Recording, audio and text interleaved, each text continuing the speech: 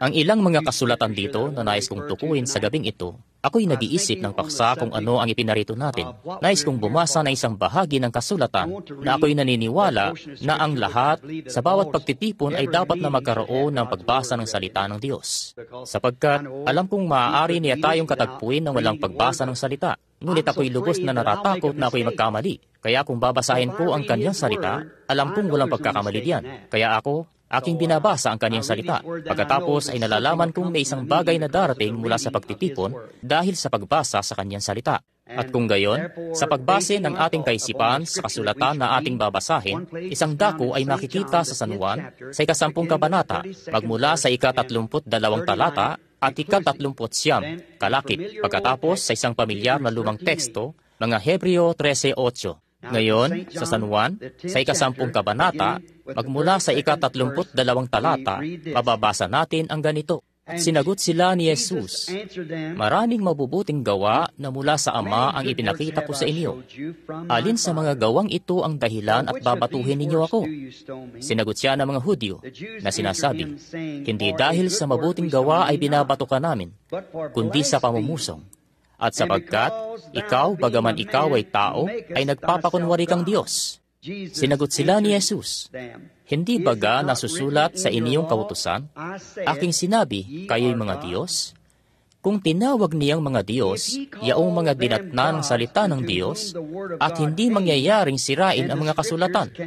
Sinasabi baga ninyo tungkol sa Kaniya, na pinabanal ng Ama at sinugo sa sanglibutan, ikaw ay namumusong, sapagkat sinasabi ko, ako ang anak ng Diyos? Kung hindi ko ginagawa ang mga gawa ng aking Ama, ay huwag ninyo akong sampalatayanan. Datapwat kung ginagawa ko ang mga yaon, kahit hindi kayo magsisampalataya sa akin, ay magsisampalataya kayo sa mga gawa, upang maalaman ninyo at mapag-unawa na ang Ama ay nasa akin at ako'y nasa Ama. Kaya muling pinagsikapan nilang siya'y hulihin, ngunit siya'y tumakas sa kanilang makamay. At sa mga Hebreo, 13 kabanata at 8 talata, si Jesus Kristo ay siya ring kahapon, ngayon at magpakailanman. Tayo dumalangin. Makalangit na Ama, pabanalin ang mensahero sa gabing ito, Panginoon, sa mensahe at ang tagapakinig ng salita, sapagkat tinihiling namin ito sa pangalan ni Jesus. Amen.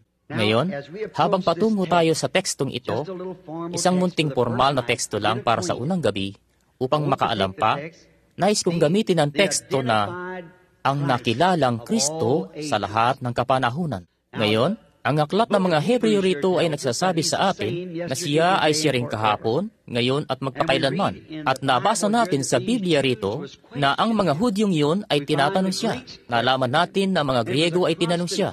At iyon ay isang paulit-ulit na tanong. Iyon ay dahil sa napakaraming tao ang may napakaraming iba't ibang interpretasyon tungkol sa Kanya. Walang sinumang nakarinig tungkol sa Kanya ang hindi nasasabik na makita siya. Ako'y nakatitiyak na kung ako'y makapagtatanong ngayong gabi, ilan sa inyo ang nais makita si Jesus? Bawat kamay ay magtataas. Walang isa man na wala ni isang tao na nakarinig tungkol sa Kanya ang hindi nasasabik na makita siya. Merong isang bagay tungkol sa maging ang Kanyang pangalan na sadyang ito'y sadyang umaakit sa atin.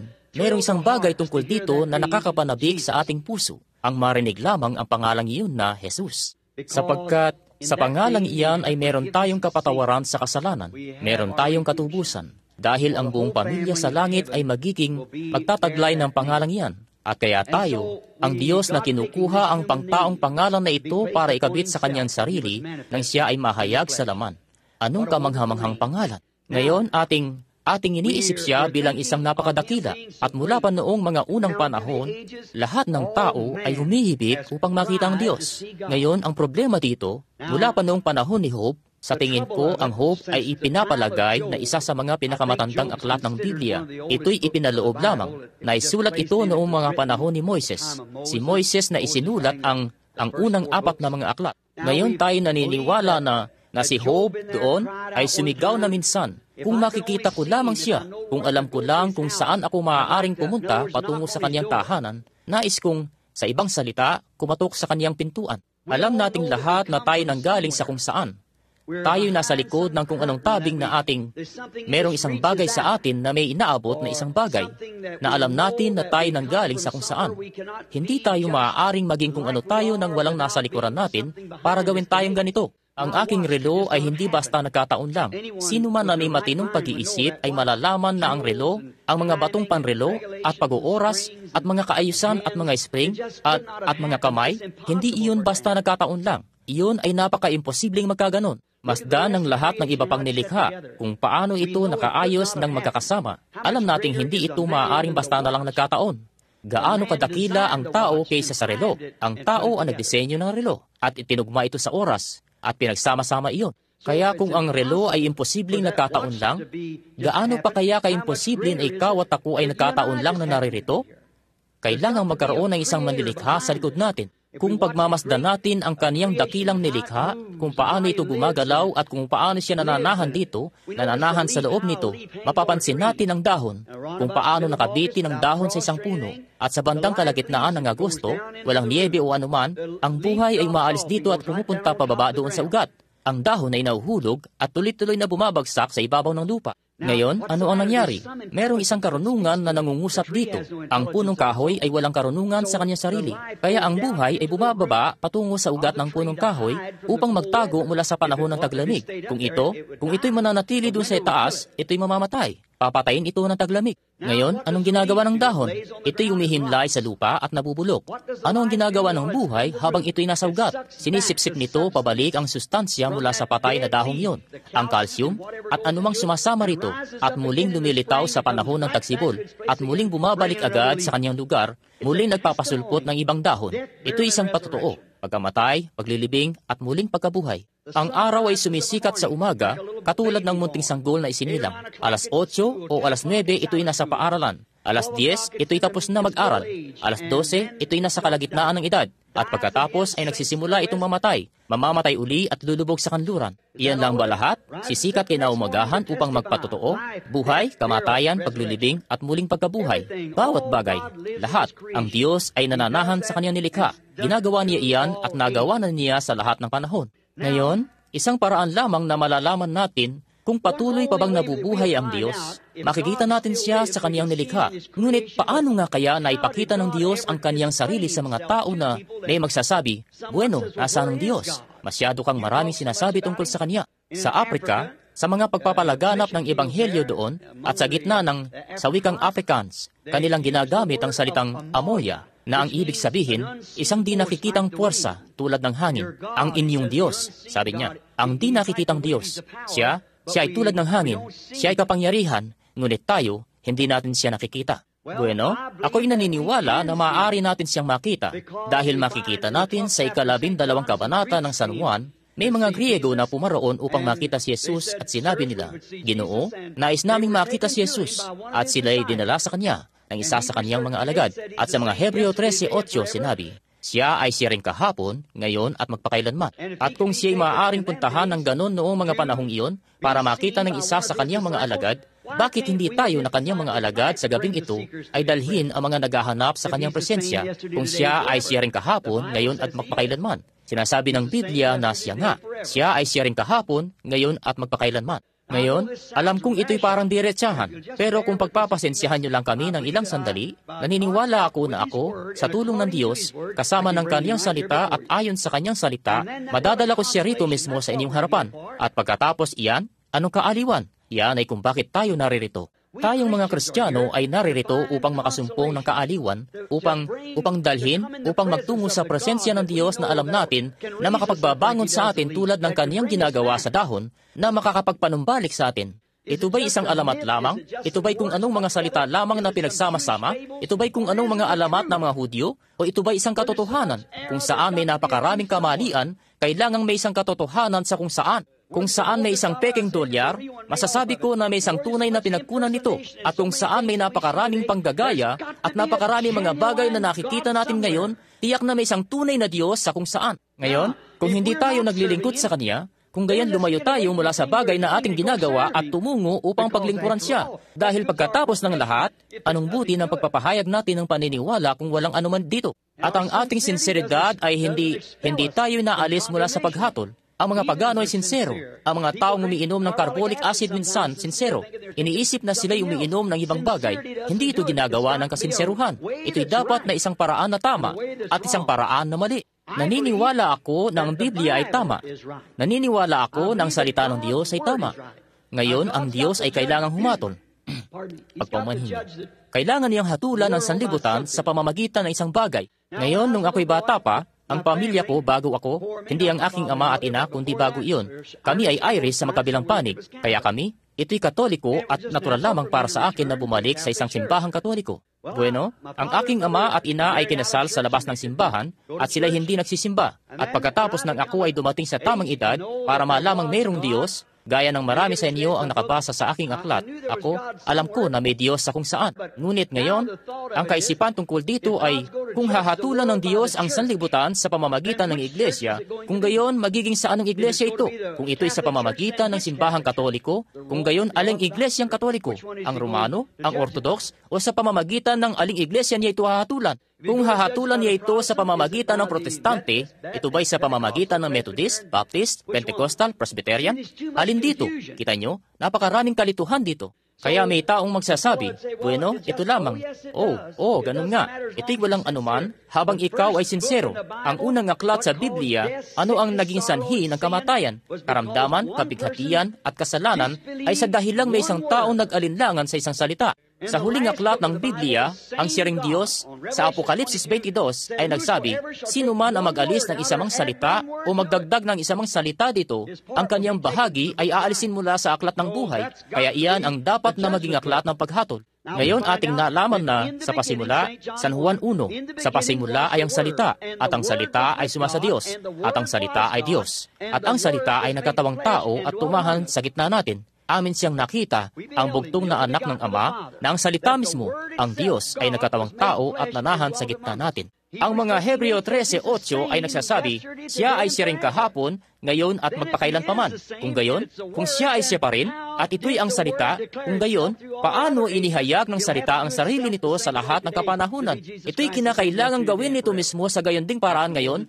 para maging si Jesus Kristo na siya rin kahapon, ngayon at magpakailanman. Yan ay wala na kundi katotohanan. Siya ay ang salita, at kung saan, paano nahayag ang salita sa lahat ng iba pang mga panahon, ang Diyos ay hindi nagbabago sa kanyang sarili. Ang Malakias 1 o Malakias 3:6 ay nagsasabing hindi siya nagbabago. Ako ang Diyos, hindi ako nagbabago. Kaya eksakto sa kung ano siya sa pasimula, siya rin ngayon.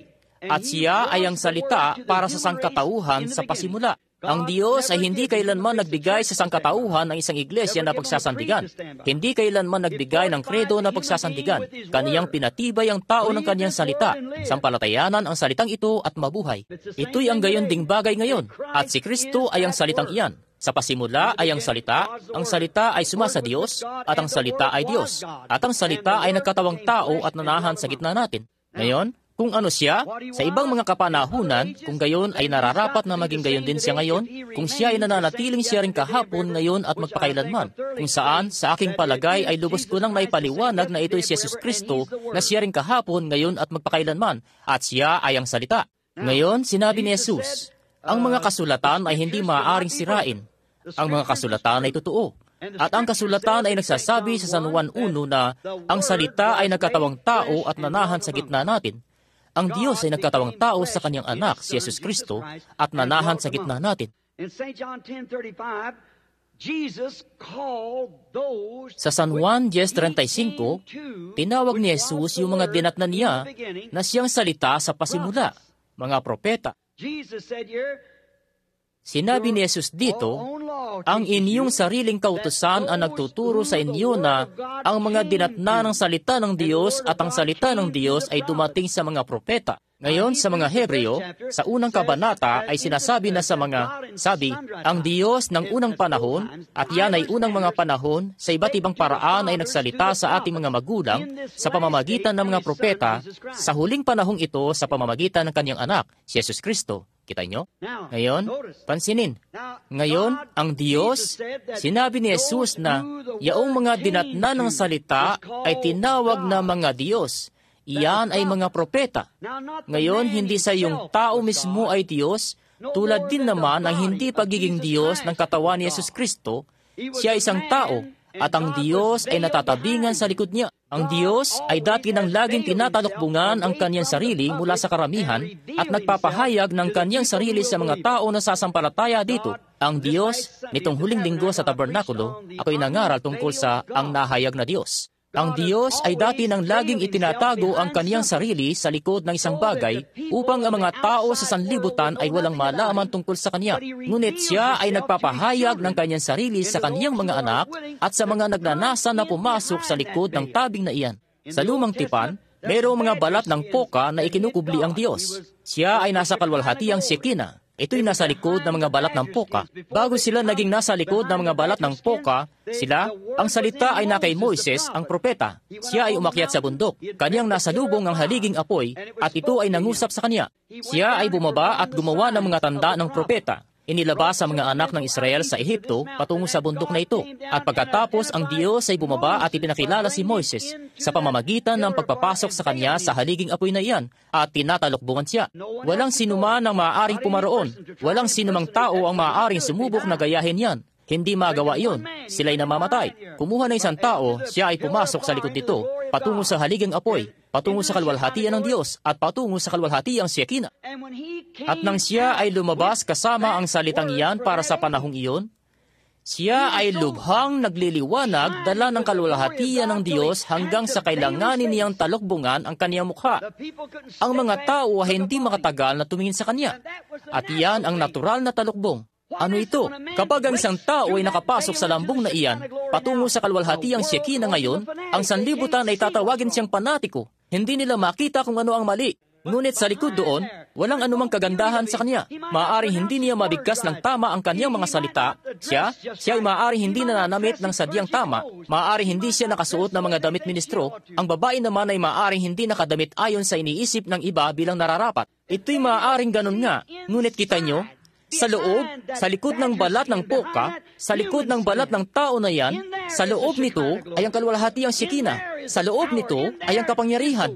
Sa loob nito ay ang salita. Sa loob nito ay ang tinapay na handog. At ang kalwalhatiang Shekinah, na siyang liwanag, iyan ang gumagawa ng liwanag na nagpapahinog sa butil. Kayong mga taga-Kansas, alam niyo yan, sa pamamagitan ng inyong mga tanim na trigo. Kung wala ang araw na iyan, ito'y hindi masisinagan. At hanggang sa ikaw ay pumasok sa likod ng balat ng poka na iyan, hanggang sa ikaw ay lumabas sa iyong lumang balat, sa iyong dating mga kaisipan, sa iyong dating mga kredo, at pumasok sa presensya ng Diyos, pagkatapos ang salita ay nagiging isang buhay na katotohanan sa iyo. Pagkatapos ikaw ay nagigising na sa kalwalhatiang Shekinah, pagkatapos ang Biblia ay nagiging isang bagong aklat, pagkatapos Yesus Kristo ay siya rin kahapon, ngayon at mapakailanman. Ikaw ay nabubuhay sa kanyang presensya, kumakain ng tinapay na handog na ibinigay lamang sa araw na iyan para sa mga mananampalataya, mga saserdote lamang. At tayo ay mga saserdote, makaharing pagkasaserdote, bansang banal, bayang pag-aaring sarili ng Diyos, nagbibigay ng mga espiritual na hain sa Diyos, ngunit kailangan mong pumasok patungo sa likod ng tabing upang makita ang nahayag na Diyos. At ang Diyos ay nahayag, iyan ay ang kanyang salita na nagkaroon ng katuparan. Sa kasalukuyan ngayon, marami sa ating mga tao ang nagsasabi, bueno, kami bilang ganito't ganyan, naniniwala kami na ito'y ganyan. Yung isa namang grupo ay nagsasabi, kami bilang ganito't ganyan, naniniwala kami na ito naman ay ganyan. Kita nyo? Napakaraming mga interpretasyon ang nakukuha ninyo. Ang Diyos ay hindi nangangailangan ng tagapagpaliwanag. Kanyang ipinaliliwanag ang kanyang sariling salita.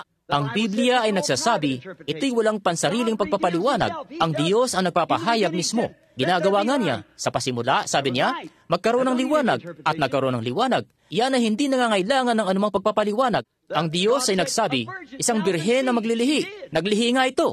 Hindi na niyan kailangan ng pagpapaliwanag. Sabi ng Diyos, sa huli mga araw, kanyang ibubuhos ang kanyang espiritu sa lahat ng laman. At kanya nga ginawa. Iyan ay hindi na kailangan ng anumang pagpapaliwanag. Ito'y ang salita pa rin. Ang salita ay Diyos. Ang Diyos sa bawat panahon ay naglaan ng napakasaganang salita niya. At mula doon, masdan kung ano ang kanyang ginawa. Kanyang isinugo ang isang propeta at ang salita ng Panginoon ay dumarating sa propeta. Ang propeta ang nagpapahayag nito sa mga tao at ang mga tao ay sumasampalataya dito.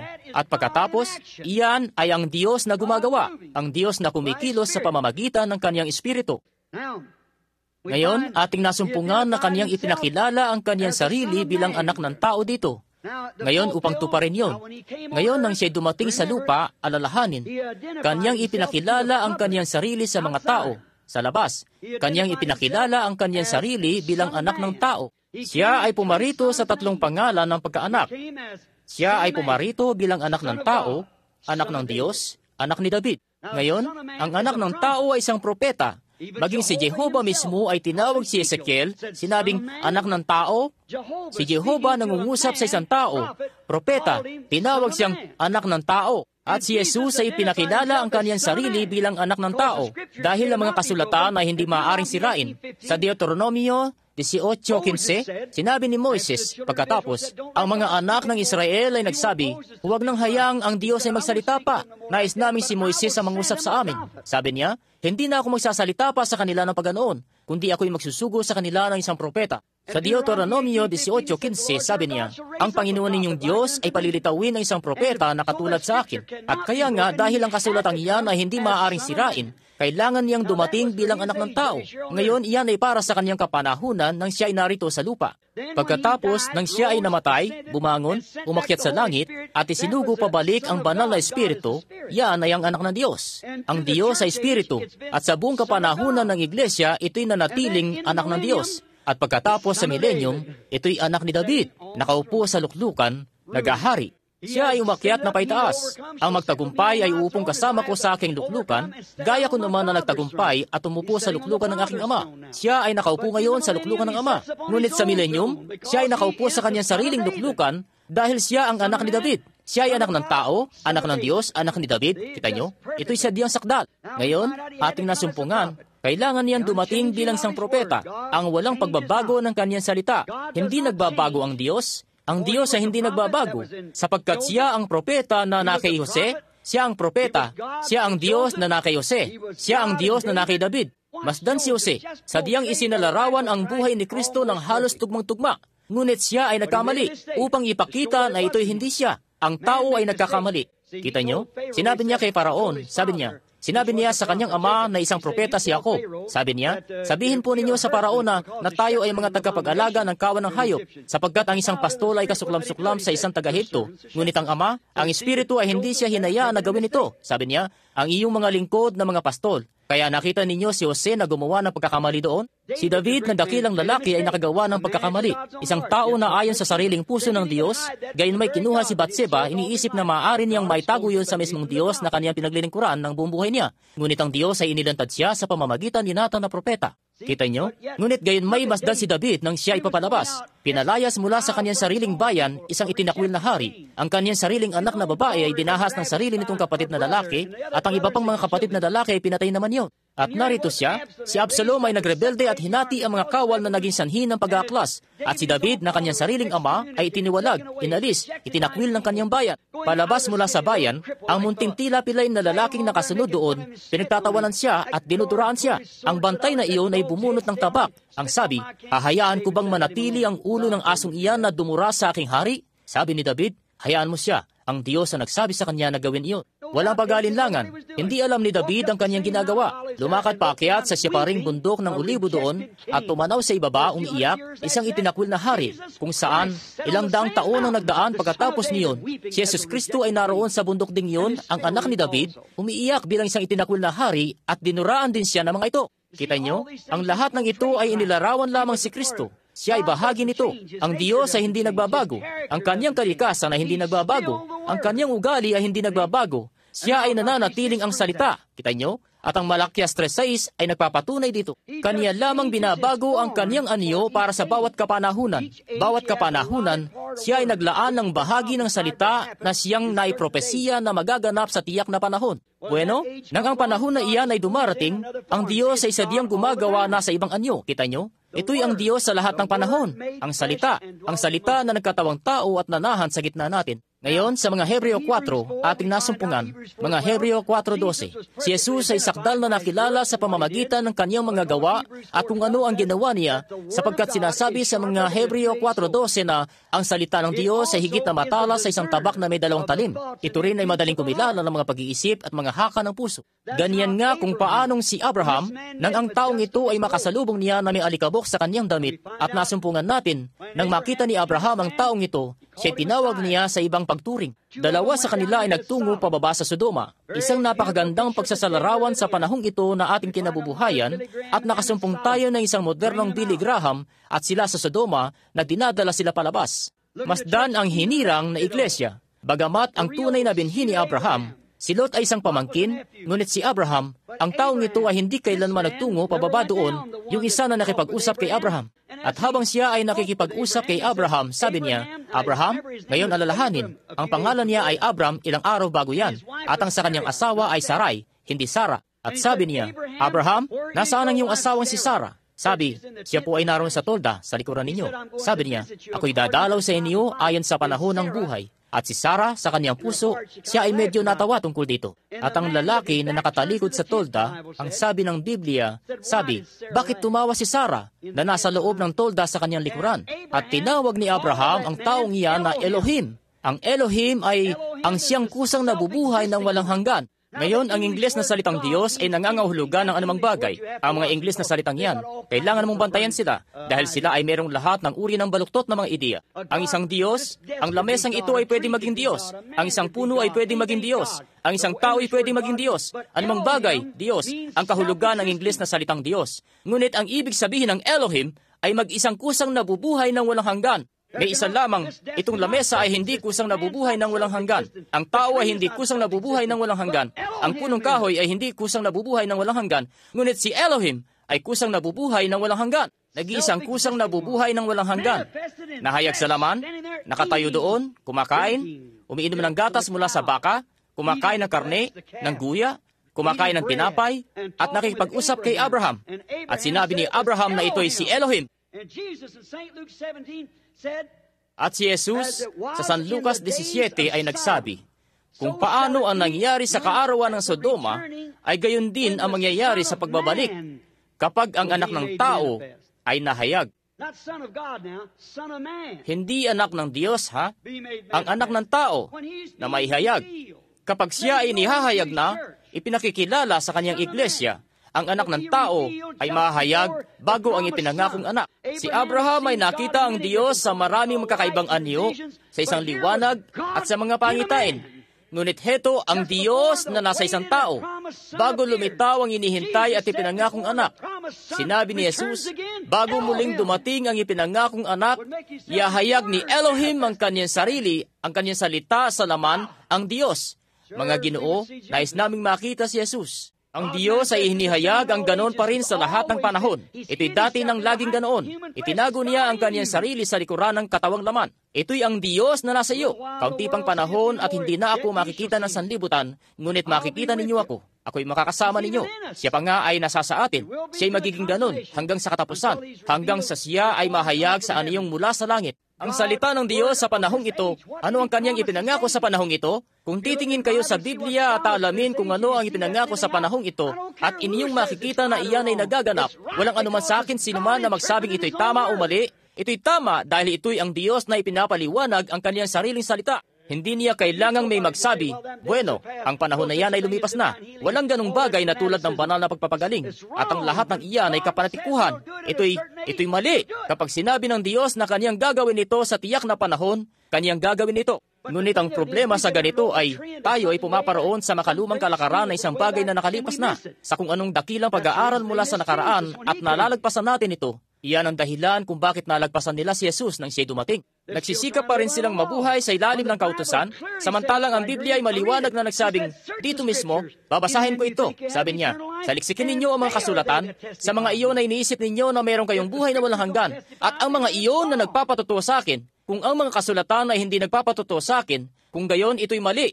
Tiyak na nakita sana nila na ang birhen ay maglilihi. Tunay na siya ang sakdal na sagot sa mga kasulatan. Tayo mga Kristiyano ay naniniwala diyan ngayon. Ngunit anong kabuluhan kaya ang naidulot kay Moises ng pagdating niya na taglay ang nasa panahon pa ni Noe, ang mensahe ni Noe? Anong kabuluhan kaya ang naidulot para kay Juan Bautista ng pagdating niya na taglay ang mensahe ni Moises? Kita nyo? Wala na tayong mensahe ni Sankey. Wala na tayong mensahe ni Moody. Meron tayong mensahe sa panahong ito. Wala na tayo sa mensahe ni Luther o mensahe ni Wesley. Ayos lang ang mga yun. Ngunit ito'y ibang araw na. Ito'y isa pang pangako. Ito'y isa pang kapanahunan ng iglesia. Si Jesus Kristo ay siya rin kahapon, ngayon at magpakailanman. Gaano kamangha-mangha ito? Gaanong nabubulagan ng mga tao sa kapanahunan, ngunit kailangan ito'y sa ganong paraan. Malahini nga, sa panahong ito, sinabi ng Biblia, at sila'y isusuka mula sa kaniyang bibig, sa kapanahunan ito ng iglesyang Laodicea. Ngunit ang lahat ng kaniyang iniibig, kaniyang pinapalo at sinasaway. Sinabi niyang magiging gayon nga dito sa kapanahunan ng iglesyang Laodicea. Alalahanin, binabago ng Diyos ang kaniyang anyo, and morphe. Ang salitang Griego ay nangangahulugang nagsusuot siya ng ibang maskara, katulad sa Carmen o parang ganon, o mga palabas ni Shakespeare, siya'y gaya ng isang aktor. Nagbabago siya ng kaniyang anyo. Ang lahat ng kung ano ang mga propeta, iyon ay ang Diyos na nasa mga propetang iyon. Ganon ang pagkasabi ni Jesus. Tinatawag niyo silang Diyos, yung mga dinatna ng salita ng Diyos, at heto ako nga, ang anak ng Diyos. Paano niyo ako mahahatulan? Oh, naku. Sa gayon ding bagay ngayon, iyon ay ang Diyos na nahayag sa laman. Ang mensahe sa kapanahunan, ang liwanag ng panahon. Hindi na mapapasa atin ang mga mensahe ng nakaraan. Tapos na silang may pamuhay. Tayo nabubuhay sa matinding liwanag na isang ilaw. Iyan ang pinakamalaking kapanagutan, ang pinakamalaking pagnanakaw, na kailan may nalaman ng mga bansa ay ginawa sa Inglaterra, hindi pa katagalan na nakalilipas. Gawa ng mga peking liwanag, $7 milyon na nakawan sa tren. Hindi pa ito kailanman naganap noon sa kasaysayan. Iyan ay isang malaking kapanagutan, isang palatandaan sa panahon ng mga masasamang tao sa mundo. At ang pinakamalaking palatandaan ng masasamang tao sa ating panahon, sa mundo na ating kinabubuhayan, ay ang huwad na liwanag sa panahong ito na ating kinabubuhayan na sinisikap tayong ibalik sa kung anong klase ng kredo at mga bagay-bagay.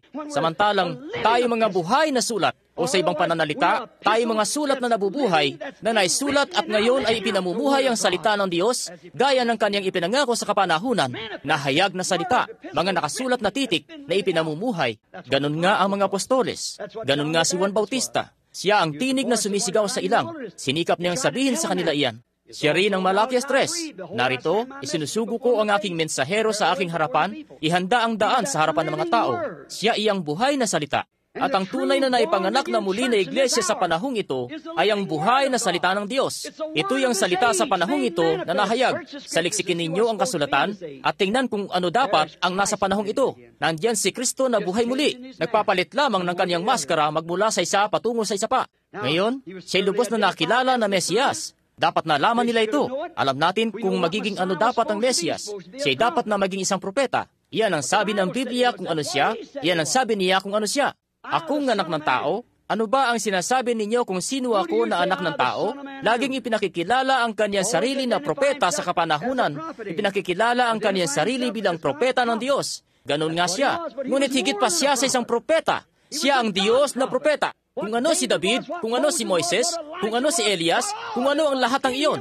Sa kanya nananahan ang buong kapuspusan ng pagka-Diyos ayon sa laman. Siya ang Diyos na propeta. Siya ang Diyos, si Jehovah, naging isang laman sa kanyang sariling anak, nagtayo na isang tabernakulo para sa sarili upang sa pamamagitan niyon ay maihayag ang kanyang sarili. Ang lahat ng ibaba sa kanila ay nabigo, nagkaroon sila ng mga kapintasan, ngunit walang kapintasan sa kanya. Maging ang Diyos mismo ay nagsabi, ito ang sinisinta kong anak na aking kinalulugdan na panahanan.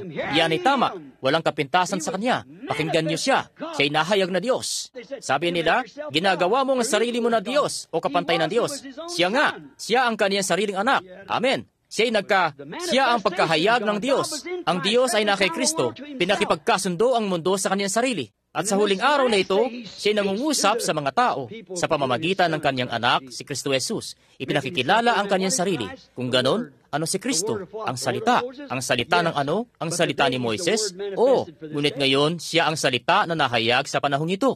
Pansinin kung paano naging ganon si Jesus. Ngayon, siya'y magiging isang propeta. Tingnan natin kung meron siyang tanda ng Mesiyas. Tayo dumako sa San Juan, Kabanata 1, sa loob ng susunod na 5-10 minuto bago tayo magtapos. San Juan 1, nakita natin siyang dumating sa mundo. Ipinanganak siya ng isang birhen. Sadyang kung ano nga ang sinabi ng Biblia, siya ipinaglihi sa sinapupunan ng isang birhen. Hindi sa ang birhen ay Diyos sa ngayon, siya Sasabihin mo, paano naman si Maria? Siya hindi sakdal. Siya ang babae. Babae lamang katulad ng ibang babae. Hindi isang diyosa, isang babae. May isang nagsabi, hindi ka ba nahihiya na sabihin yan? Hindi po. Masdan rito, saan siya nakagawa ng pagkakamali? Aba, heto nakagawa siya ng isa. Nang sila'y pumaroon sa kapistahang Pentekostal, at ang mga tao'y pumaroon ng 3 araw na paglalakbay, at hindi nila siya makita, ang kaniyang mga magulang, kaya bumalik sila para hanapin siya. At nakita nila siya na nasa kasulatan, nakipagdebate sa mga saserdote sa templo tungkol dito, at masdan kung ano ang sinabi ni Maria, mismo doon sa harapan ng mga saserdoteng iyon, ng mga kritikong iyon. Sabi niya, ang iyong ama at ako ay naghanap sa iyo na may pagluha. Ngunit ang salita ay laging itinutuwid ang pagkakamali. Siya ang salita, isang 12 anyos na batang lalaki. Saan nanggaling ang karunungan ito? Alalahanin, mismo diyan ikinaila niya ang kaniyang patotoo. Sabi niya, ang Diyos ang kaniyang ama. At heto sabi niya, ang iyong ama at ako, si Jose ay hinanap ka na may pagluha. Sabi niya, hindi ba ninyo nalalaman na dapat ay nasa gawain ako ng aking ama? Kita nyo? Kita nyo? Kung siya nakasama ng kaniyang ama, si Jose ay naging kaniyang ama. Siya ay gumagawa na sana ng mga pintuan ng kabinet at mga bagay-bagay, kita nyo? Ngunit siya ay nasa gawain ng kaniyang ama. Itinutuwid ang salita para sa panahong iyon. Siya ang salita. Amen. Kita nyo? Si Maria ay nagkamali, ngunit wala siyang nagawang mga pagkakamali. Siya ang nag-iisang sakdat. Pansinin, nang siya ay ipinanganak, lumaki, binautismuhan ni Juan, bumaba ang banal na espiritu sa kanya, patungo sa ilang, paglabas mula doon, ang kaniyang ministeryo ay nagsimula, pagpapagaling. Merong isang lalaki ng pangalan ay Simon, at siya ay nagpunta kasama ang kaniyang kapatid na si Andres sa isang pagtitipon. Ngayon, makinig na maigi ngayon, tayo magtatapos, at tingnan kung ano siya noon. At kung siya'y nangusap sa mga ama sa pamamagitan ng mga propeta, nitong huli mga araw ay sa pamamagitan ng kaniyang anak. Tingnan niyo kung ano nga ang Diyos ngayon. Tingnan niyo kung siya'y makikilala sa ganong paraan pa rin. Paano niya na ipakilala ang kanyang sarili? Bumababa siya at nagsabi, ngayon ako'y nanggaling sa paaralan. Meron akong Bachelor of Art, PhD, LL, at iba pa. Ako'y handa na sa aking ministeryo. Hindi po. Hindi niya ginawa yon. Siya'y naparoon sa ilang, katulad ni Juan, lumabas na may pahid ng banal na espiritu. Masdan kung paano niya ipinakilala ang kanyang sarili nang siya ay magsimulang mangaral. Merong isang lalaki, si Andres, na nakikinig kay Juan, pumaroon kay Jesus upang alamin kung nasaan siya. Sinundan siya hanggang sa pagtitipon. Dinala ang kaniyang kapatid na si Simon. Pagkalakad ni Simon patungo sa presensya ni Jesus, sinabi ni Jesus, ang pangalan mo ay Simon, at ikaw ay anak ni Jonas. Diyan nakilala siya. Doon mismo ang pangalan ni Pedro ay napalitan mula Simon patungong Pedro, na ibig sabihin ay munting bato, at naging tagapanguna ng iglesia pagkatapos. Pagkatapos, nakita natin na isang tao na nakatayo doon na nagngangalang Felipe. Sabi niya, teka sandali lamang, wala kaming propeta sa loob ng 400 taon. Ang susunod na propeta, alam namin kung magiging ano siya. Kaya siya ay pumaroon palibot sa mga bundok, mga 15 milya, kung naroon man kayo para tandaan ang lugar, kung saan nakita niya ang isa niyang kaibigan na kasama niyang nag-aaral ng Biblia. Siya isang napakatapat na tao, mahusay na lalaking may pinag-aralan. Ang pangalan niya ay Nathanael. Kaya walang pag-aalinlangan, sa paglakad sa may pintuan at nalamang wala siya mismo sa kanyang tahanan, maaaring ang kanyang asawa nagsabi, siya ay nasa labas sa kanyang pataniman ng olibo, nandoon sa labas nananalangin. Kaya si Felipe, na naging masyadong interesado sa kanyang nakita na ginawa, ang sakdal na pagkakakilanlan ng Deuteronomio 18:15. Isang propeta ang lumitaw. Kaya siya ay pumaroon, pinuntahan si Nathanael at sinabi, Nathanael, halika, tingnan mo kung sino ang aming natagpuan. Wala ng panahon para pag-usapan ng panahon at mga bagay. Ang mensahe ay napaka-importante. Ang kanyang puso ay nag-aalab. Yan ay sobra-sobra na sa atin ngayon. Mas maraming ibang bagay ang kailangan nating gawin kaysa rito. At ang unang bagay, alam nyo, sabi niya, halika, tingnan mo kung sino ang aming natagpuan. Si Jesus ng Nazaret na anak ni Jose. Pakinggan natin ang kanilang kwentuhan habang sila ay naglalakad sa dalampasigan. Parang naririnig ko si Felipe na sinasabi kay Nathanael, alam mo ba yung matandang mangingisda banda roon? Alam mo? Naku, ang matandang namatay dito kamakailan lang, si Jonas. Hindi. Ang kanyang anak, si Simon. Naku, naalala ko nung bumibili pa ako ng isda sa kanya. Bueno, ano naman ang tungkol sa kanya? Bueno, wala siyang sapat na pinag-aralan para ilagda ang kanyang sariling pangalan. Hindi niya mapirmahan ang aking resibo. Sabi ng Biblia, siya ignorante at walang pinag-aralan. Ngunit napansin nilang siya ay nakasama ni Jesus. Kaya nalaman natin hindi man lang siya makapirma ng resibo. Sabi niya, alam mo ba, nang siya ay pumaroon mismo sa presensya ng taong ito, hindi siya kilala ng taong yun. Sinabi sa kanya ang kanyang pangalan ay Simon, na anak ni Jonas. Sabi, hindi ba iyan ang Mesiyas? Hindi ba iyan isang propeta? Hindi ba iyan ang Deuteronomio 18? Ang mga kasulatan na natupad? Sundan ang kanyang buhay. Anong panahon na tayo nabubuhay? Tayo nabubuhay, nagbabantay sa paparating na Mesiyas na iyon. Lahat tayo mga Hebreo ay ganon. Hindi ba ganon yon? Ngayon teka muna. Sabi ni Nathaniel, kailangan malaman ko. Bueno, hindi ako masusurpresa kung hindi ka niya makikilala. Tingnan ko nga iyon. Hayaan mong pumunta ako sa isa sa mga pagtitipon at makitang gawin yon. Bueno, siya'y pumaroon sa pagtitipon kung saan si Jesus ay nakatayo. Sabi niya, narito ang isang Israelita na walang kapintasan. Sabi niya, Guro, kailan mo ako nakilala? Sabi, bago ka tinawag ni Felipe, nang ikaw ay nasa ilalim ng puno, ikaw ay nakita ko. Yan na yon. Yan na yon. Ano yon? Si Jesus Kristo ay siya rin kahapon, ngayon at magpakailanman. Kita nyo? Ipinakilala niya ang kanyang sarili, ang salita. Ano ang sinabi nitong mambabasa? Guro, ikaw ang anak ng Diyos. Ikaw ang hari ng Israel. Ngunit may ilang mga nakatayo sa tabi doon na hindi sinasampalatayanan yon. Sabi nila, ang taong ito ay si Beelzebub. Sabi ni Jesus, patatawarin ko kayo sa bagay na iyon. Tawagin ang Espiritu ng Diyos na isang bagay na marumi, sapagkat ang pagtutubos ay hindi pa nagaganap. Ngunit kapag ang banal na Espiritu, siya, ang banal na Espiritu, ang siya ay personal na panghalip. Kapag hindi isang kaisipan, isang persona. Kapag siya, ang banal na Espiritu, ay tumating upang gawin ang gayunding bagay, isang salita laban dito ay hindi patatawarin kailanman. Alalahanin, siya ay siya rin kahapon, ngayon at magpakailanman, ang nakilalang salita na nagkatawang tao. Pagkatapos, matatagpuan natin siya roon. Ngayon, yun ay mga Hudyo. Meron lamang 3 lahi ng tao. Maaari tayo magkaroon ng mga pagbubukod-bukod at mga pagsasama-sama at anumang naisin ninyo. Ako, hindi yan ang aking layunin. Ako ay lingkod ni Kristo na pinaglilingkuran ng lahat ng tao. Ngunit, makinig, hayaang sabihin ko sa inyo, tingnan dito, merong isang Hudyo, Hentil at Samaritano. At masdan ang Ebanghelyo, nangungusap tungkol kay Pedro na may mga susi. Kanyang binuksan iyon sa araw ng Pentecostes sa mga Hudyo. Si Felipe ay naparoon at binautismuhan ng mga Samaritano at nagpalayas ng mga demonyo. Ang banal na Espiritu ay hindi pa dumarating sa kanila. Si Pedro ay naparoon at ipinatong ang kanyang mga kamay sa kanila. Tinanggap nila ang banal na Espiritu. At sa tahanan ni Cornelio, ang mga Hentil ay tinanggap yon. Ngayon, ang mga Hentil, tayo mga Anglo-Saxon, ni hindi nga tayo naghahanap ng Mesiyas. Tayo ay mga pagano na may mga pamalo sa ating likuran. Tayo ay mananamba ng mga reputo. Ngunit ang parehong Hudyo at Samaritano ay naghahanap ng isang Mesiyas. At siya ay dumarating lamang sa mga naghahanap sa kanya. Ilagay niyo yan sa inyong isipan sa buong panahon ng pagtitipong ito, kakatagpuin niya lamang silang naghahanap sa kanya. Sa wakas, pagkatapos siya ay kailangan patungo sa Jericho isang araw at kailangang dumaan sa Samaria. Yan ay paikot sa itaas ng mga kabundukan. Siya ay naparoon sa isang lugar. Ngayon, nakita natin siyang ipinakilala ang kanyang sarili bilang isang Mesiyas. Ipinapakita ang tanda ng kanyang pagiging Mesiyas at kanilang pinusong ito. Kaya kailangan niyan tumungo padaan sa Samaria. Sila ay naghahanap ng Mesiyas din. Kaya siya ay dumating sa isang syudad na tinatawag na Sikar, mga 12:00. Ang balon, nandyan pa rin. Umuupo lang sila sa tabi nito, sa labas lamang ng pintuan ng syudad, na kung saan ang pampublikong igiban, silang lahat ay pumaparito upang umigib ng kanilang tubig. Ito'y hindi poso. Ibinababalang nila ito sa pamamagitan ng kalo at sinasalukang tubig. At meron silang mga malalaking banga. Ginagawa pa rin yun ngayon.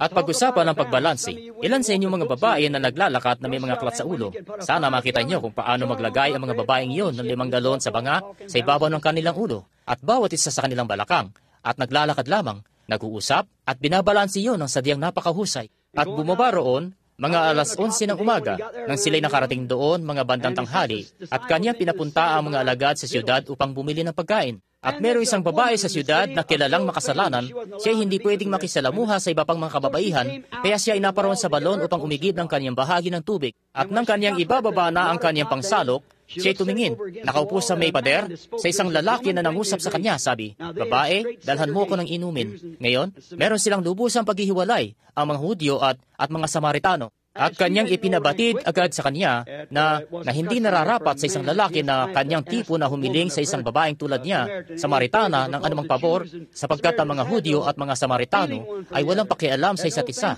Wala silang anumang bagay na magkapareho. Sabi niya, "Ngunit kung alam mo kung sino ang iyong kausap, ihingi ka sa akin ng inumin at bibigyan kita ng tubig na hindi mo na kailangang umigib pa rito." Ano ang kanyang ginagawa? Kinakaugnay ang espiritu ng babae. Siya ay propeta. At ang kanilang pag-uusap ay kung dapat ba silang sumamba sa Jerusalem o sa bundok. Ang sabi niya, ang ama ay naghahanap ng mga mananamba sa espiritu at katotohanan. At siya'y nagpatuloy hanggang sa makita niya kung ano ang problema ng babae. Siya'y nagpatuloy lang hanggang sa makita niya ang kanyang problema. Alam nating lahat kung ano yun. Silang nagbabasa ng Biblia, San Juan 4. Ano ang ating nasumpungan? Siya'y nagkaroon ng napakaraming asawa. Sabi niya, pumaroon ka't kunin mo ang iyong asawa at pumarito. Sabi niya, wala akong anumang asawa. Sabi niya, nagsabi ka ng katotohanan, sapagkat nagkaroon ka ng 5. Masdan ang pagkakaiba sa munting babaeng yan at sa mga saserdoteng iyon sa panahon na yon. Sabi niya, Ginoo, nahalata ko na ikaw ay isang propeta. Ngayon, hindi pa kami nagkakaroon ni isa sa loob ng 4 taon. Nahahalata ko na ikaw ay isang propeta. Alam namin kapag ang Mesiyas ay dumating, ito ang bagay na gagawin niya. Yan ba'y tama? Ipakikita niya ang mga bagay na ito. Kanyang sasabihin sa amin ng ganito. Sabi niya, ako nga siya na nagsasalita sa iyo. Isang ordinaryong taong nakaupo doon, 30 taong gulang lamang, maaaring mukhang 50, dahil kasasabi lang nila sa San Juan 6, ikay isang taong hindi lalagpas ng 50 taon, at sasabihin nakita mo si Abraham, ngayon alam naming meron kang diablo. Ngunit sinabi niya, bago pa man si Abraham ay ako nga. At, ayan siya, isang lalaking may kabataan pa lamang, maaaring namumuti ng kaunti sa kanyang balbas, sa kanyang gawa, ang kanyang katawang tao ay mahina. Walang kagandahan na maiibigan natin sa kanya. Isang lumang balat ng pukamuli. Ngunit ang nasa loob nito ay sikina. Ang nasa loob nito ay Diyos. Diyos, ano ba iyon? Diyan siya nakilala, ang salita ng Diyos. Nalalaman ang lihim ng kanilang puso. Kita niyo? Iyan ang salita ng Diyos. Siya ang salita ng Diyos. At ang salita ng Diyos ay ginagawa pa rin iyon. Sapagkat siya ay siya rin kahapon, ngayon at magpakailanman. Nakuha niyo ba? Nakuha niyo na ba iyon sa inyong isipan ngayon? Pansinin, ang siya rin kahapon, ngayon at magpakailanman. Siya'y tumakbo sa siyudad at nagsabi, halika kayo, tingnan niyo ang taong nagsabi sa akin kung ano ang aking nagawa. Hindi ba ito ang mismong Mesiyas? Kung iyon ang tanda ng Mesiyas sa Hudyo at sa Samaritano, at hindi siya nagtatangi ng tao, ang siya rin kahapon, ngayon at magpakailanman, at iyon ang katapusan, nang ang Diyos ay tumigil sa pagtawag sa mga Hudyo at mga Samaritano. At ito ang katapusan ng kapanahunan ng mga Hentil, nang siya ay dumating sa mga reformista at iba pa, patungo sa wakas at nangako, katulad sa mga kaarawan ni Abraham, ay gayon din naman kapag ang anak ng tao ay inihahayag na sa mga Hentil sa huling panahon, siya ay babalik muli. Masyadong marami ang maaaring masabi dito, ngunit hayaang magmadali ako ngayon dahil ito'y 9:09 na, kaunti na lamang pagkatapos. Tayo ay makalalabas ng 9:30 kung loloobin ng Panginoon. Pansinin, sabi ng propeta, banda sa Zacarias 14:6, darating ang isang araw na hindi tatawaging araw o gabi, ngunit ito isang araw na makulimlim, ngunit sa gabi ay magkakaroon ng liwanag. Ngayon masdan ng mabilis. Walang kasulatan na mababali. Kailangang lahat ay magkaroon ng kaganapan. Ngayon, paano sumisikat ang araw? Saan ito banda sumisikat? Sa silangan. Saan ito banda lumulubog? Sa kanluran. Ang sibilisasyon ay naglakbay kasama ng araw at ganon din ang ebanghelyo. Nakuha nyo? Ngayon tayo pabalik sa baybaying kanluran muli ngayon. Kung tayo magpapatuloy pa, tayo babalik sa silangan muli. Tatawid, paikot sa Pasipiko, patungong silangan muli. Wala na diyan, kita nyo? Ngayon, ang sibilisasyon ay naglakbay kasama ng araw. Ang ebanghelyo ay tumawid na sa karagatan. Nanggaling ito mula sa Mediteraneo at ito'y tumawid patungo mula kay San Pablo patungong Alemanya. Mula sa Alemanya, ito'y tumawid sa English Channel patungong Inglaterra. Mula sa Inglaterra, ito'y tumawid sa Atlantiko patungong Amerika. At ngayon, ito'y pabalik muli sa Pasipiko. Masdan, ang siyaring araw na sumisikat sa silangan ay ang siyaring araw na lumulubog sa kanluran. ARAW, at ang siyaring Espiritu Santo na bumaba sa araw ng Pentecostes sa silangan. Ngayon, ito'y naging isang araw na hindi matatawag na isang maaraw. Ito'y makulimlim, isang makulimlim na araw, maulan. Makikita ninyo ito dito sa Kansas, maulan, makulimlim. Nagkaroon tayo ng sapat na liwanag upang sumapi ng iglesia at upang gawin ang mga bagay na ito. Sapat na liwanag upang makapasok sa palibot nito. Ngunit sinabi niya, sa gabi ay magkakaroon ng liwanag, ang anak ay magbabalik muli. At ang Espiritu Santo na nagbabalik sa huling mga araw na ito, na muling taglay ang buong kapuspusan ng kapangyarihan ng Diyos, ang salita na nahahayag sa pamamagitan ng Lutheran, at tulad lamang ng isang piramide na lumalaki. Ang Lutheran, unang reformasyon, Wesley, Pentecostes. At ngayon, eksaktong nakalapat na mismo. Dahil kapag ang batong panulukan ay bumalik sa piramide, ito ay kinakailangang nakasukat katulad ng iba pa nito. Ni hindi mo man lang nga mapapadaan ang talim ng labaha sa pagitan nito. Ito'y sadyang perpekto. At gayon din ang ministeryo sa huling mga araw. Ito'y magiging napakalapit tulad ng iyong kamay na siyang positibo at ang anino ng iyong kamay na siyang negatibo. Habang sila ay nagiging, pagkatapos ng ilang sandali, sila'y nagiging isa. Sila'y nagiging gayon. At sa ganyang paraan, nagiging gayon ang iglesia. Ang nobya ay nagiging gayon kay Kristo. Sila'y nagiging isa, tulad ng sinumang lalaki at asawang babae. Kita nyo? Ang nobya ay darating mismo sa huling mga araw at tayo ay nagsisikap na mabuhay sa isang matinding liwanag ng ibang araw. Siya ay siya rin kahapon, ngayon at magpakailanman. Naipakilala siya ng lubos ng Hebreo 13:8. Si Jesus Kristo ay siya rin kahapon, ngayon at magpakailanman. Kung tayo nabuhay pabalik sa panahon ni Luther, tayo ay titingin pabalik dito sa panahong iyan, ating eksaktong makikita sa panahon ng Sardis na iyan, na si Luther ang mensahero na iyan, eksakto lamang, kasama ng kabayong lumabas, kasama ng lahat ng iba pang pumasok sa panahong iyan. Ating nasumpungan ang panahong Wesleyan, ang panahon ng Philadelphia. Ating nakita ang dakilang panahon ng revival na dumating, pag-iibigang magkakapatid. Ating nakita si Wesley na eksaktong nasa lugar kung saan sinabi ng Biblia na naroon nga siya. Ating nakita ngayon kung saan niya sadyang sinabi na siya'y naroon nga. Ito'y ang oras, ang panahon na ating kinabubuhayan. Makinig, ang mga Griegong yaon ay nabigong makita siya. Bakit? Mga Ginoo, nais naming makita si Jesus. Nabigo silang makita siya dahil siya ay nararamtan ng kaniyang templong pangtao. Diyos na nasa tao, ang katawang laman ang siyang bumulag sa kanila. Hindi nila maunawaan. Ikaw, bagaman isang tao ay nagpapakunwari kang Diyos o kapantay ng Diyos, sabi niya, bueno, kung matatawag ninyo sila ayon sa batas at walang mga kasulatan na maaaring sirain, tinatawag niyo sila mga Diyos, sila nga ang dinaratna ng salita ng Diyos. Kung gayon, siya ang buong kapuspusan ng salitang iyan, ang salita na para sa panahong iyan, ang anak ng Diyos, ang manunubos. Nang ang Diyos mismo, dumating siya sa lupa at nanahan sa isang tao upang akuin niya ang kamatayan, upang tubusin ang kabuuan. Ang punong iyon sa hardin ng Eden, hindi ang babae, ang tao, ang ikalawang Adan na namatay at nabaon sa lupa upang ilabas ang mga sustansya. Amen. Ang mga dahong iyon na nangalagas nung mga nakaraang panahon upang dalhin sila sa pagkabuhay na muli. Gaano pa karami ang pwedeng sabihin tungkol dito ay mangangailangan tayo ng maraming oras. Ngunit tayo naririto sa punto ngayon. Ang mga hentil sa panahong iyon ay nabigong makita ito dahil ito'y nasa katawang laman. Iniisip ko kung ating gagawin ang ganun ding bagay. Iniisip ko kung atin ding gagawin ang nakalulungkot na pagkakamali na kanilang ginawa, nabigong makilala siya, dahil siya na salita para sa panahong yan, ay nakilala sa isang katawang laman. Isang batang lalaki na walang pinag-aralan, na hindi natin kailanman naalaman na siya ay nag-aral. Wala tayong mga kredensyal na siya ay lumabas mula sa anumang organisasyon ng panahong yan.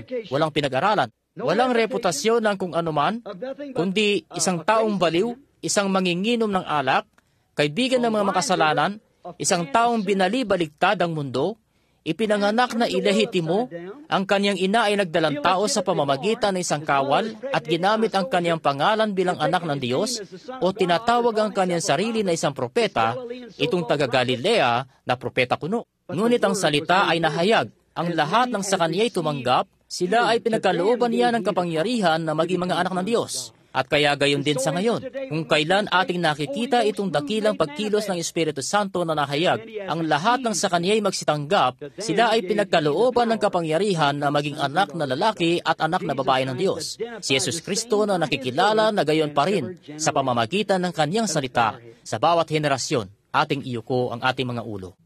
Mga kaibigang Kristiyano, nais ko kayong tanungin.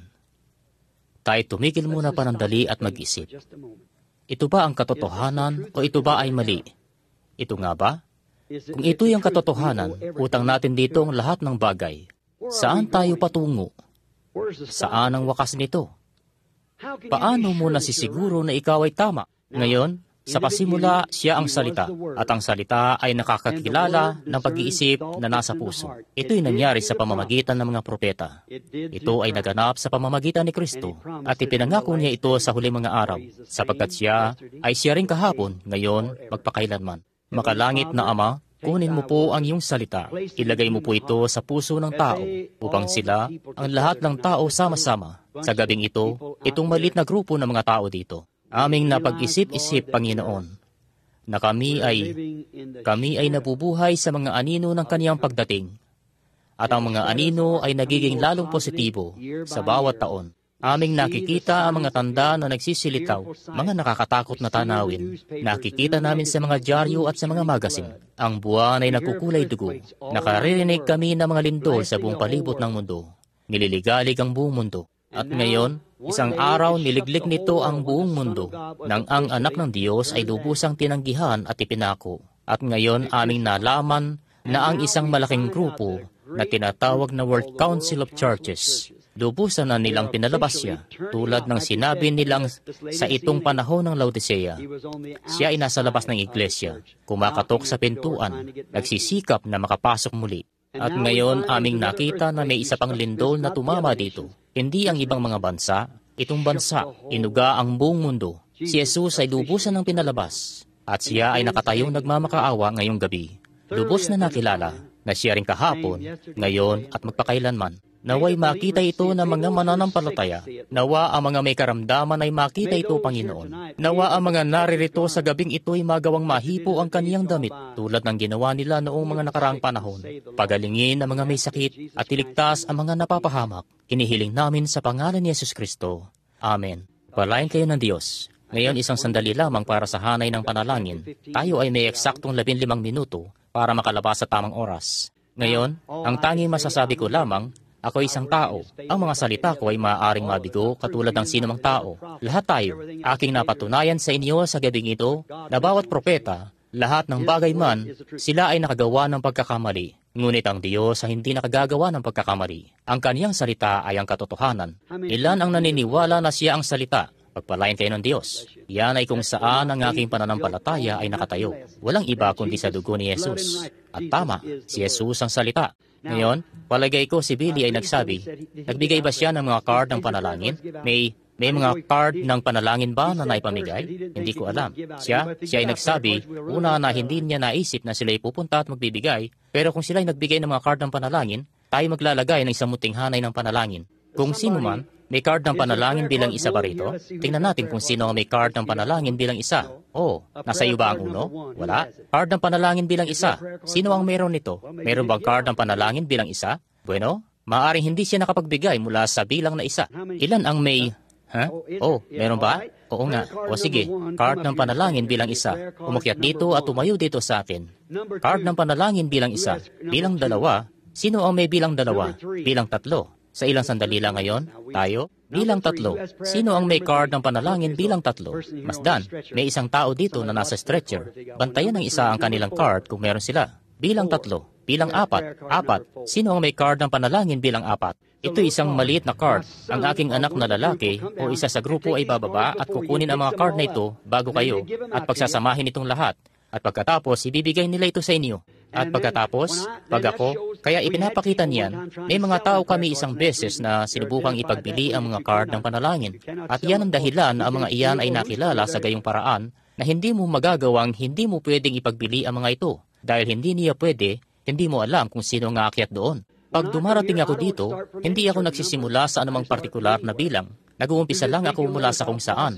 Sa buong linggong ito, mapapansin nyo, ako'y gayon din naman, paulit-ulit at magbabalasa sa pagkuha nitong mga card ng panalangin, kita nyo? At kaya sa gayong paraan, ginagawa namin yan upang masabi ng bawat isa sa bawat araw, ipinibigay ang mga card para ang mga tao sa bawat araw ay magkaroon ng pagkakataong makapasok. 1, 2, 3, 4, 5. Tatawagin ko silang isa-isa dahil ayaw kong may isang may kapansanan sa pandinig at pagkatapos kanilang sasabihin, aba, walang nagsabi sa akin, kita nyo? At di nila nakuha ang kanilang lugar sa hanay ng panalangin. At maaaring, dahil may card ng panalangin, hindi na sila mabibigyan pang muli, kita nyo? Card ng panalangin bilang 5. Na kanino ito? 1, 2, 3, 4, 5. Card ng panalangin pang-5. Yan ay ayos lang. Kung sigurado kang nasa iyo ang pang-5, tumayo ka diyan. Ayos lang yan. Pang-6, 11. Card ng panalangin pang-11. 1, 2, 3, 4, 5, 6, 7, 8, 9. Card ng panalangin pang-10 at 11. Masdan ngayon, maaaring may isang bingi. Tingnan ang card ng inyong katabi. Sa buong paligid, sa palagay ko, nagkahalo-halo na silang lahat dito.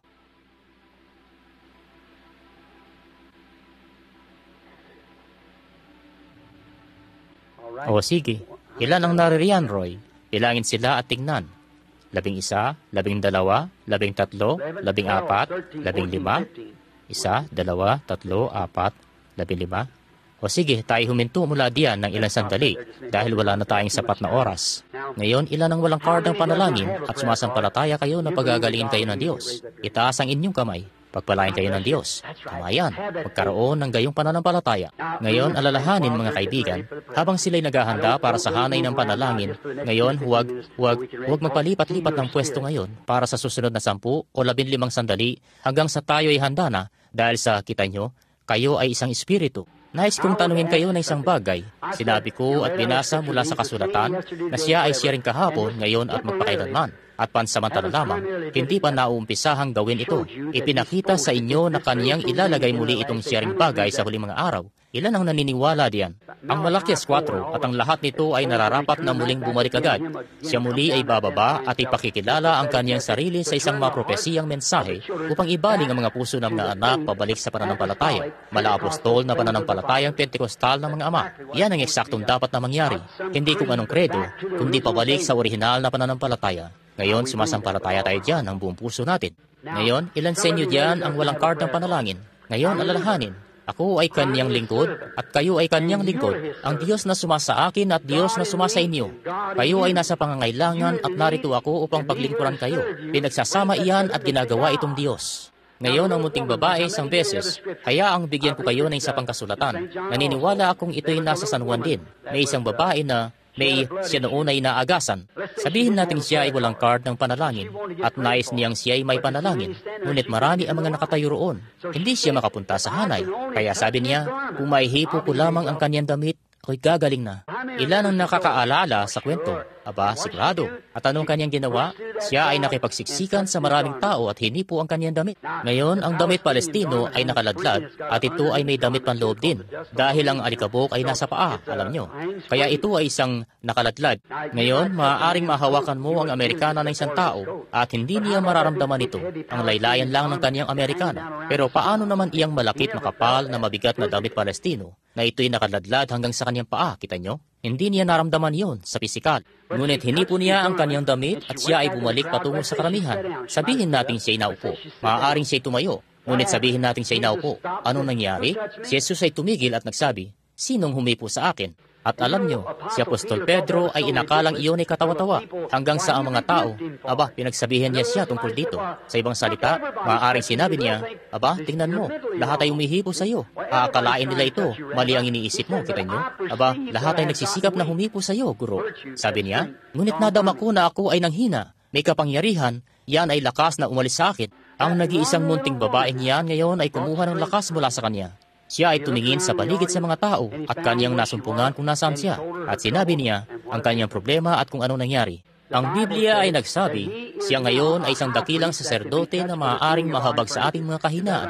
Yan ba'y tama? Ngayon kung kayo ay may gayon ding pananampalataya sa siya pa ring Jesus na iyan, gagawin din nito ang parehong bagay para sa inyo. Ngayon, maging tunay na magalang, manalangin, huwag magalinlangan. Sumampalataya ng buong puso ninyo na si Jesus Kristo ay siya ring kahapon, ngayon at magpakailanman, at kaniyang ipagkakaloob sa inyo ang mga pagpapalang ito. Ngayon, Ama, hayaang ihayag sa amin ng iyong dakilang Espiritu Santo ang salita na nakiisa sa laman, sa kanilang laman at sa aking laman, at nawa ang salita at pangako ng Ebanghelyo sa gabing ito na naipangaral ay may paliwanag ng dakilang Espiritu Santo mismo, sapagkat kaniyang ipinangako na siya ay isa sa amin, at siya ay ang siya ring kahapon, ngayon at magpakailanman. Sa pangalan ni Jesus Kristo, aming inihahabilin ang aming mga sarili sa iyo, kasama ang mensahe, nang sa gayon ay iyong mapatotohanan ang salita sa pamamagitan ng kalakip na mga tanda, katulad ng ginawa mo ayon sa Marcos 16. Amen. Maging tunay na mapitagan ng bawat isa. Pakiusap, huwag magkikilos. Umupo ng tahimik, kita nyo? Ngayon, alalahanin, minsan tayo dumarating sa isang di pagkakasundo. Ilan dito ang mga naipanganak ng muli na Kristiyano? Tingnan natin ang inyong mga kamay. Bueno, yan ay mabuti. Kung ganon, alam ninyo kung ano sinasabi ko. Ngayon, ito ba? Ito ba ang binibini? Ito ang unang binibini sa hanay. O sige, ngayon, Ang binibining ito at ako, sa aking pagkakaalam, ay hindi magkakilala. Isang napakagandang larawan ng San Juan, ika-4 na kapitulo. Nakatagpo ni Jesus ang isang babae sa balon ng Samaria, isang bagay na panoorin na tulad nito. Unang pagkakataon na sila ay nagkatagpo sa buong buhay nila. At sa aking pagkakaalam, ito ang unang pagkakataon na tayo ay nagkatagpo. Tayo ay estranghero sa bawat isa. Kung tama yan, para makita lamang ng mga tao na ito ay totoo, iyon lamang itaas ang iyong kamay. Kaya masdan, kami ito, unang pagkakataon. Ngayon, kung siya ay siya rin kahapon, ngayon at magpakailanman, ngayon ang pakikipag-usap sa babae sa paraang kinausap niya ang babae sa balon, ay ang paghanap na isang bagay na kaniyang nagawa, o isang bagay na mali sa kanya, o isang bagay na wala akong alam, at ipahahayag ito sa kanya, na hindi ko kailanman siya nakita. Ako lang ay unang pagkakataon na napunta ako sa siyudad na ito, at ako'y nandito lamang. Siya ay estranghero. Ngayon, hindi ba iyan nagpapakita na si Jesus ay siya rin kahapon, ngayon at magpakailanman? Hindi ba iyan nagpapakita na ang salita ay may kakayahang kumilala sa mga niloloob ng puso? Kita nyo? Kita nyo? Siya'y gagawin itong siya pa rin kahapon. At naririto ang aking mga kamay at ang aking Biblia. Hindi ko pa kailanman nakita ang babae sa tanang buhay ko. Alam ng Diyos yan. Siya ay isa lamang babae na nakatayo diyan. Ako, ang alam ko tungkol sa kanya ay hindi hihigit sa alam ng pinaka-estranghero dito sa kanya. Totoo yan, at alam niya yan. Hindi ko siya kilala, ngunit siya kilala niya. At siya ay ang salita. At ang salita ay naghahayag ng lihim na nasa puso. Sinasabi ang mga bagay, ang mga pagkakamali. Nagsasabi sa kanya na isang bagay. Kung siya ay nakagawa ng anumang pagkakamali, hindi na ipahayag sa ilalim ng dugo, kanyang sasabihin sa kanya tungkol dito. Kung siya ay isang nagkukunwang mananampalataya, sasabihin niya ito sa kanya. Kung siya ay isang mananampalataya, kanyang sasabihin ito sa kanya. Kung may anumang bagay na problemang pisikal, sasabihin ito sa kanya. Kung siya ay may iba pang pakay, kanyang sasabihin sa kanya ang tungkol dito. Kaniyang magagawa ang lahat ng iyan, sapagkat siya ay Diyos. Alam niya ang lahat ng bagay. Hindi ko alam. Hindi ako kilala ng babae at hindi ko siya kilala. Ngayon, kung iahayag niya iyon sa gayong paraan, alam niyo na ito pa rin ay ang salita. Mga Hebreo 4:12. Ang salita ng Diyos ay naghahayag ng mga lihim na nasa puso. Alam ang kondisyon.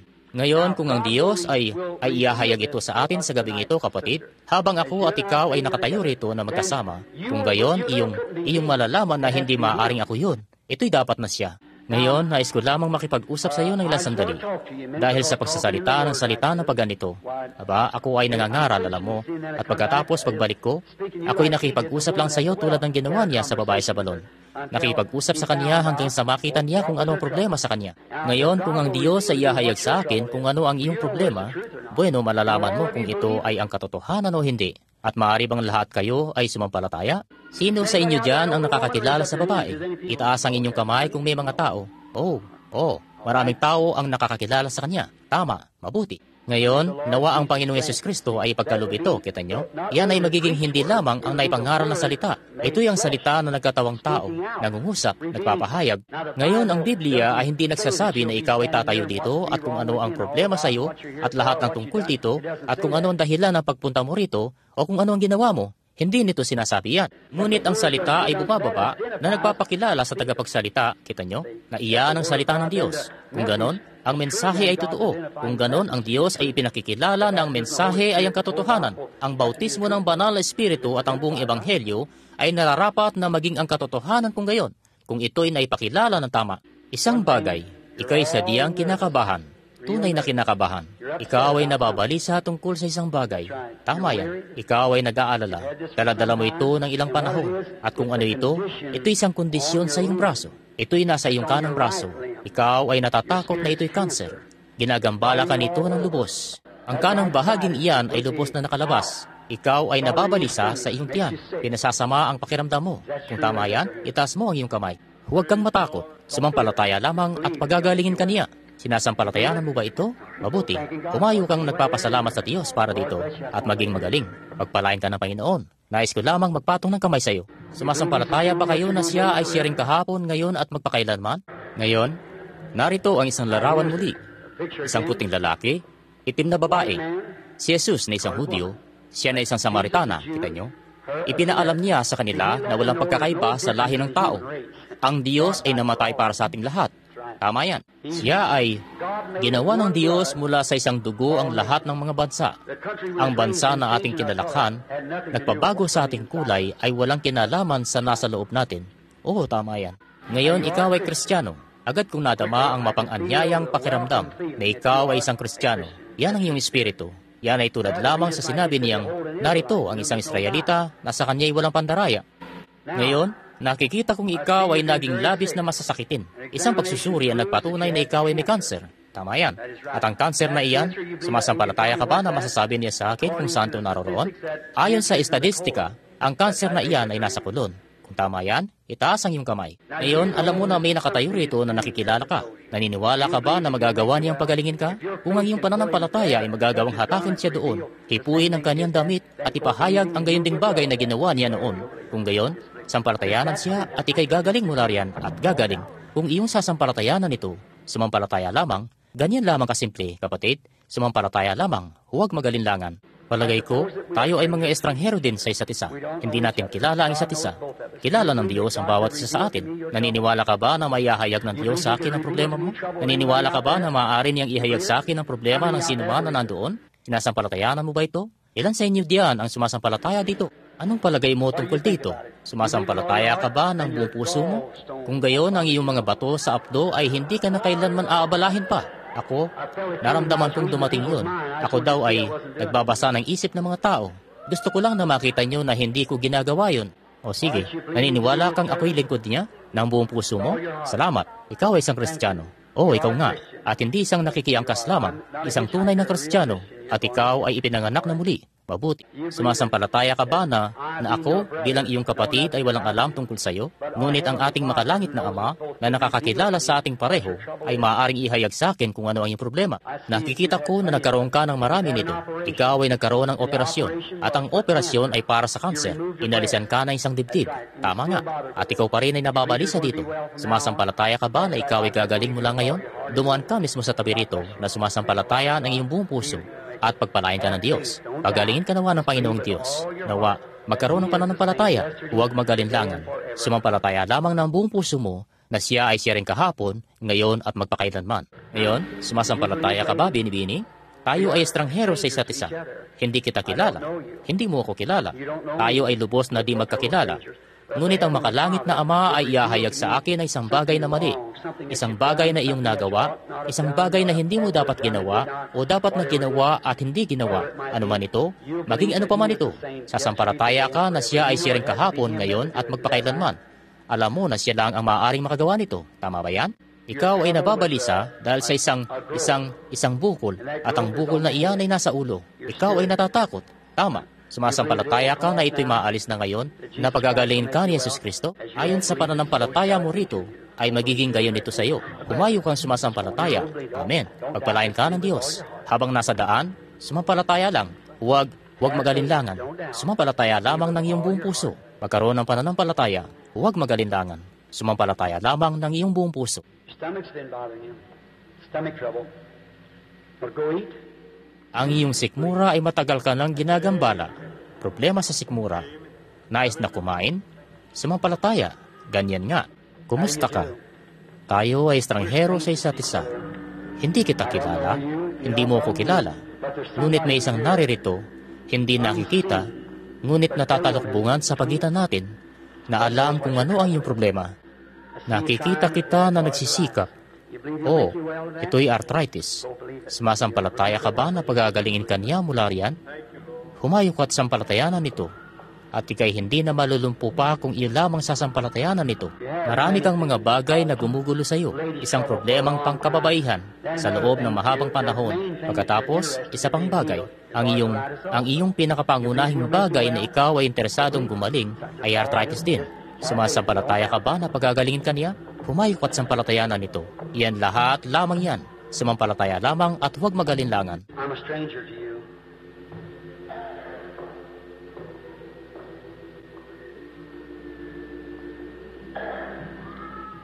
I've never seen you in my Ako life. isang estranghero sa iyo. Hindi pa kita nakita kailanman sa buong buhay ko. May isa pang babae na patuloy na lumilitaw. Kung ihahayag ng Diyos sa akin ay isang bagay tungkol sa iyo. Something about you. Ito isang tumor. Tumor. Naharap sa isang operasyon. Ang munting babae na naririyan sa upuan na yan ay naharap sa gayong bagay din, ay isang tumor. Sumasampalataya ka ba ng iyong buong puso? You do? Talaga ba? I'll make both of you well. Ang Diyos ay pagagalingin kayong pareho kung sasampalatayanan ito. That's it. In the name Ipatong mo of ang iyong kamay sa Kanya. Jesus. Ganyan nga. Sa pangalan ng Panginoong Yesus. Sa pangalan ng Panginoong Yesus. Gumaling nawa kayo, kapatid. Kita nyo? Kayo? Hindi ko kayang ipaliwanag yan, mga kaibigan.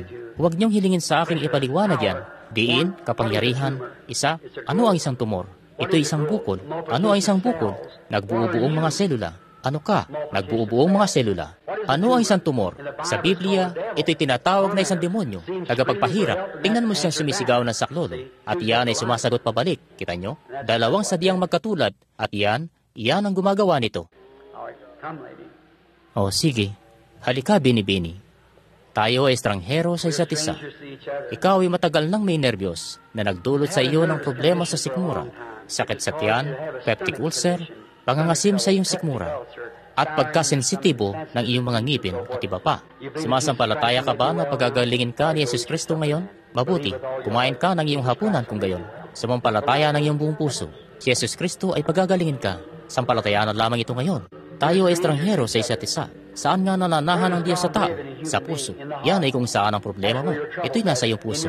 Hindi dahil sa wala ang Diyos. Ngunit sa pagpapakawala ng pananampalataya mo para mapagaling ang problema sa puso na yan at gagaling ka. Humayok at sumampalataya.